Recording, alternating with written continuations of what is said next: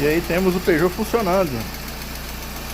Foi feita a plana do cabeçote, trocado todas as juntas, limpado o cárter, que misturou água no óleo. E aí tá funcionando, perfeito. Beleza, pessoal? Tá aí, pra quem fala que é bomba, o carro só não aguenta desaforo.